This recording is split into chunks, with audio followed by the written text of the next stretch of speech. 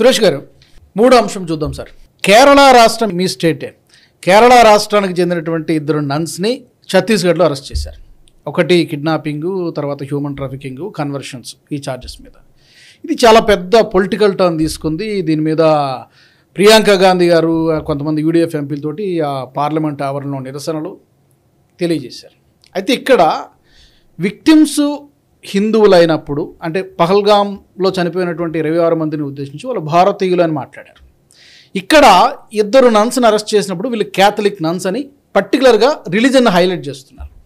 So ఈ ఈ discrimination అనాలా, లేకపోతే ఈ తారతమ్యం దేనికి చూపిస్తున్నారు? ఓట్ బ్యాంక్ పాలిటిక్స్ ఏనా? అంతే, మైనారిటీ అపీస్ చాలా క్లియర్ కదా రాజు గారు.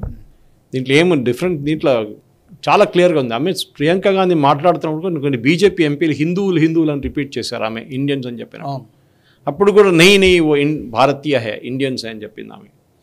అదే రోజు సాయంత్రం రాహుల్ గాంధీ ట్వీట్ వచ్చింది, కేరళలో ఉన్న 2 క్యాథలిక్ నన్స్ని అరెస్ట్ చేశారు ఛత్తీస్గఢ్. నేను అడుగుతున్నాను రాహుల్ గాంధీ గారు, ప్రియాంక గాంధీ వీళ్ళందరూ పార్లమెంట్ బయట కమ్యూనిస్ట్ వాళ్ళ ఎంపీలతోని గొడవ చేయడము, ప్రొటెస్ట్ చేయడము, దీని గురించి పల్గర్లో 2 సాధువులను చంపారు కదా, ఎవరైనా మాట్లాడారా వాళ్ళ గురించి? ఎవరు మాట్లాడలేదు కదా. పార్లమెంట్లో ప్రొటెస్ట్ జరిగిందా?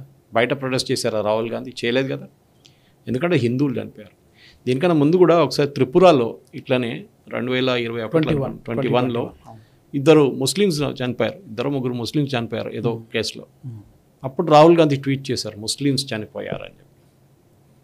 వీళ్ళది ఓట్ బ్యాంక్ అంతా చాలా క్లియర్ అయిపోతుంది రాజుగారు. వీళ్ళది అసలు ఈ బీహార్లో ఉన్న ఎస్ఐఆర్ స్పెషల్ ఇంటెన్సివ్ రివిజన్ కానివ్వండి, మిగతా ఏ ఇష్యూని అఖ్లాక్ చంపించినప్పుడు పినరాయి విజయన్ కేరళ నుంచి వచ్చి ఢిల్లీకి వచ్చి అఖ్లాక్ ఫ్యామిలీకి 10 లక్షల రూపాయలు ఇచ్చారు.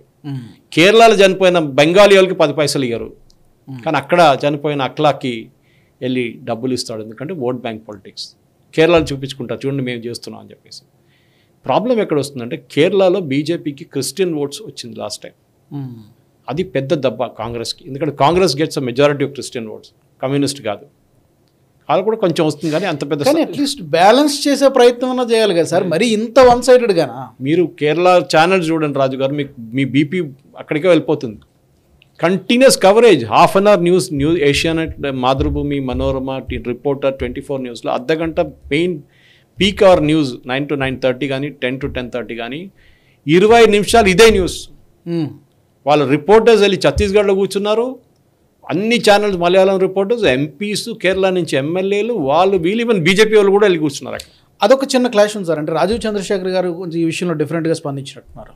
ఎందుకు? ఓట్ బ్యాంక్ ఆయన కూడా కావాలి కదా. క్రిస్టియన్ ఓట్స్ పోతే బీజేపీ గెలవలేరు. కేరళలో బీజేపీ రావాలి. సురేష్ గోపి మా ఊరు నుంచి గెలిచారు కదా, త్రిశూర్ నుంచి. ఎట్లా గెలిచారు? క్రిస్టియన్ ఓట్స్ వచ్చింది ఆయనకి. హిందువులు కూడా ఉన్నారు త్రిశూర్లో, కానీ క్రిస్టియన్ ఓట్స్ ఆయన గెలిచారు. చాలా క్లియర్ అది.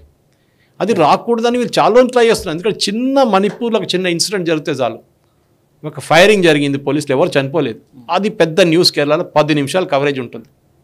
అదే టైంలో మీకు యూపీలో కానీ ఇంకెక్కడ ప్లేస్లో కానీ ఒక హిందువుని చంపారో కొట్టారో అంటే వాళ్ళు అసలు న్యూసే రాదు అసలు. మీకు ఈ వీడియో మీకు నచ్చినట్టయితే లైక్ చేయండి, 10 మందికి షేర్ చేయండి, అలాగే కామెంట్ల రూపంలో మీ అభిప్రాయాలను మాతో పంచుకోండి. Nationalist hub group of channels ను సబ్స్క్రైబ్ చేసుకుని తెలుగునాట జాతీయవాద జర్నలిజాన్ని ప్రోత్సహించండి. ఈ వీడియో కింద ఉన్న బెల్ ఐకాన్ పై క్లిక్ చేయడం మర్చిపోవద్దు.